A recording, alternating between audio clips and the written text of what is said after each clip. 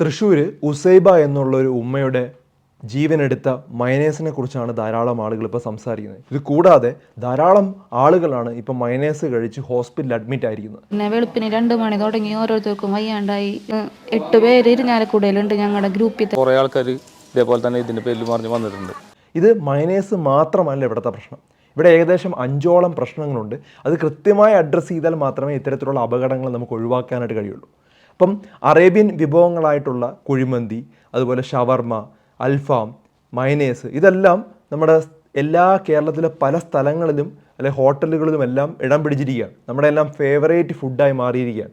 ഇപ്പോൾ ഇത് കഴിക്കുന്നതുകൊണ്ടൊന്നും കുഴപ്പമില്ല, വല്ലപ്പോഴും കഴിക്കാം. അതായത് 2 ആഴ്ച കൂടുമ്പോഴോ അല്ലെങ്കിൽ 1 മാസത്തിലൊരിക്കലോ ഒക്കെ കഴിക്കാം. ഈ അറേബ്യൻ വിഭവങ്ങളിൽ പ്രശ്നങ്ങളൊന്നുമില്ല. കാരണം അറേബ്യൻ രാജ്യങ്ങളിൽ വർഷങ്ങളായിട്ട് കഴിക്കുന്ന സാധനങ്ങളാണ്. ഇതെല്ലാം ഒരു പ്രോബ്ലം ഇല്ലാത്ത കാര്യമാണ്. പക്ഷേ ഈ മയനേസ് പോലുള്ള സാധനങ്ങളിൽ പെട്ടെന്ന് കേടാകാൻ സാധ്യതയാണ്. പ്രത്യേകിച്ചും നമ്മുടെ ക്ലൈമറ്റിൽ അത് പുറത്ത് വെച്ച് കഴിഞ്ഞാൽ വളരെ വേഗത്തിൽ അതിനകത്ത് കണ്ടാമിനേഷൻ വരും, ബാക്ടീരിയകൾ വരും. അപ്പോൾ അതുകൊണ്ടാണ് ഇത് മെയിനായിട്ടും മരണമുണ്ടാകുന്ന ഒരു കാര്യം. ഇത് വൺ ഡിമാൻഡാണ് ഈ മയനേസിന്. കാരണം അത്രമാത്രം ഫേവറേറ്റ് ആണ് എല്ലാവരുടെയും. അപ്പോൾ അതുകൊണ്ട് കുട്ടികൾക്കും മുതിർന്നവർക്കും എല്ലാം ഇഷ്ടമായതുകൊണ്ട് മയനേസ് പെട്ടെന്ന് കടയിൽ തീർന്നു പോകും. പക്ഷേ ഇത് പുറത്ത് വെച്ച് കഴിഞ്ഞാൽ വളരെ അപകടകാരിയാവും. ഇപ്പോൾ റിപ്പീറ്റായിട്ട് ഇങ്ങനെ ന്യൂസ് വന്നുകൊണ്ടേ ഇരിപ്പുണ്ട്. നിങ്ങൾ ശ്രദ്ധിച്ച് കാണും, സാൽമോണല, ഈക്കോളെ അല്ലെങ്കിൽ ഷിഗല്ല പോലുള്ള സാധനങ്ങൾ ഇതിനകത്ത് പെട്ടെന്ന് പെരുകും. അപ്പോൾ ഇത് ശരിക്കും ഈ മയനേസിൻ്റെ ഒറിജിൻ എന്ന് പറഞ്ഞാൽ ഫ്രാൻസിൽ നിന്നാണ്. മയനേസ് കഴിച്ചാൽ പ്രശ്നങ്ങളുണ്ട്. 2 പ്രശ്നങ്ങളാണ്. പ്രത്യേകിച്ചും കേടായി പോകാൻ സാധ്യത ഉള്ളതുകൊണ്ടും പിന്നെ അതിനകത്ത് മൊത്തം എണ്ണയാണ്. അത് നമ്മുടെ ശരീരത്തിൽ എത്തിയാലും അത് ഡേഞ്ചറസ് ആണ്. അപ്പോൾ മുട്ട ഉപയോഗിക്കാൻ പാടില്ല എന്നുള്ള ഒരു നിയമം ശരിക്കും കേരളത്തിലുണ്ട്. പക്ഷേ ഇപ്പോഴും പല ഹോട്ടലുകളിലും മുട്ട ഉപയോഗിക്കുന്നുണ്ട്. മുട്ടയും നല്ല എണ്ണയും അതുപോലെ പഞ്ചസാരയും ചേർത്തിട്ടാണ് മിക്ക മയനേസും ഉണ്ടാകുന്നത്. ഇത് ചീത്തയായിരിക്കാൻ വേണ്ടി ചിലപ്പം വിനാഗിരിയും അതുപോലെ തന്നെ നാരങ്ങ നീരൊക്കെ ചില ഹോട്ടലുകളിൽ ഉപയോഗിക്കാറുണ്ട്. ഉണ്ടാക്കി കഴിഞ്ഞ് കഴിഞ്ഞാൽ ഒരു 2 മണിക്കൂർ കൊണ്ട് ഇത് കേടായിപ്പോൾ. മുട്ടയൊന്നും വേവിക്കാതെയാണ് വെക്കുന്നത്. അതുപോലെ ഈ ഉണ്ടാക്കുന്ന ആൾ കൈ പ്രോപ്പറായിട്ട് കഴുകിയില്ലെങ്കിൽ പെട്ടെന്ന് ഇതിനകത്ത് അണുബാധ വരാൻ സാധ്യതയുണ്ട്. അത് പുറത്ത് വയ്ക്കുന്നു, അത് പെറ്റു പെരുകും. ഈ ഷിഗല്ല അതിൻ്റെ അകത്ത് നിന്ന് വളരെ പെട്ടെന്ന് മൾട്ടിപ്ലൈ ചെയ്യും.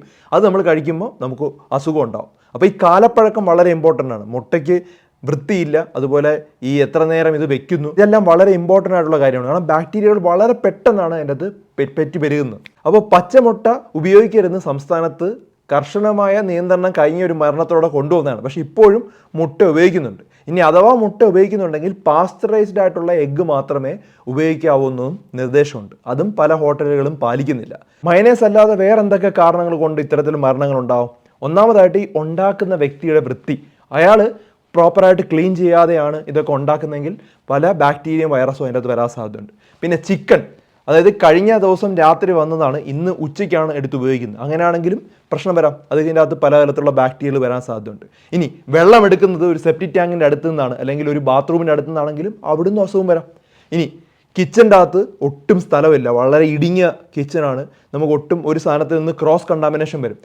ഒരു സ്ഥലത്ത് ബാക്ടീരിയയിൽ നിന്ന് അത് പ്രത്യേകിച്ചും ഈ ചിക്കനൊക്കെ ക്ലീൻ ചെയ്യുന്ന സമയത്ത് അതിൻ്റെ അകത്തുള്ള ബാക്ടീരിയ എല്ലാം വേറൊരു പാത്രത്തിലോട്ട് വീഴാം. പ്രോപ്പറായിട്ട് കഴുകിയില്ലെങ്കിൽ ആ അസുഖം നമുക്ക് വരാം. അപ്പം ഇങ്ങനെയൊക്കെ വളരെ പെട്ടെന്ന് പല ആഹാര സാധനങ്ങളിലും അസുഖം വരാം. പക്ഷേ ഈ മയനേസ് ഉണ്ടാക്കുന്ന സമയത്ത് ആ പാത്രത്തിൽ ഇത് വന്നു കഴിഞ്ഞാൽ പെട്ടെന്ന് അത് പെരുകും. അതായത് വളരെ പെട്ടെന്ന് അത് മൾട്ടിപ്ലൈ ചെയ്യും. അതുകൊണ്ടാണ് മയനേസ് കഴിക്കുമ്പോൾ നമുക്ക് വളരെ സിവിയർ ആയിട്ടുള്ള സിംറ്റംസ് ഉണ്ടാകുന്നത്. അപ്പോൾ ശുചിത്വം വളരെ ഇമ്പോർട്ടൻ്റ് ആണ്. ജീവനക്കാരുടെ ശുചിത്വം വളരെ ഇമ്പോർട്ടൻ്റ്. അതുകൊണ്ട് ഹെൽത്ത് കാർഡൊക്കെ ഇപ്പോൾ ആക്ച്വലി നിർബന്ധമാക്കിയിട്ടുണ്ട്. പക്ഷേ ചില ചെറിയ ഹോട്ടലുകളിലും ചില സ്ഥലങ്ങളിലും ഇത് ശ്രദ്ധിക്കാറില്ല.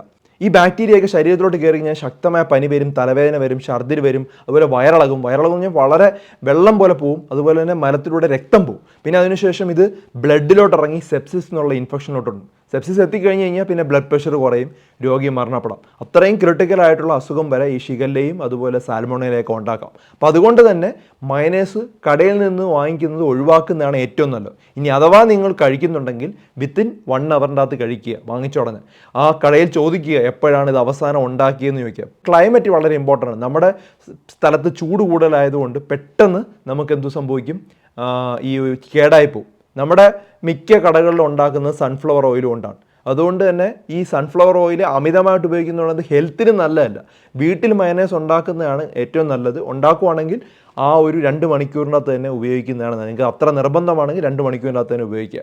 അതിന് കൂടുതൽ നേരം വെക്കുമ്പോഴാണ് ഈ പല മരണങ്ങളും സംഭവിക്കുന്നത്. അപ്പോൾ ഈ ഒരു 5 കാര്യങ്ങളോളം ഈ ഒരു മയനേസിൻ്റെ കാര്യവും ശ്രദ്ധിക്കുക. ഇങ്ങനെ ചെയ്തു കഴിഞ്ഞാൽ നമുക്ക് പല മരണങ്ങളും തടയാനായിട്ട് പറ്റും. ധാരാളം ആളുകളിലോട്ട് ഈ ഒരു വീഡിയോ ഷെയർ ചെയ്ത് കൊടുക്കുക. മറ്റൊരു വീഡിയോയുമായി ഡോക്ടർ ഡി ബെറ്റർ ലൈഫ് ഉടനെ വരുന്നതായിരിക്കും. Take care all.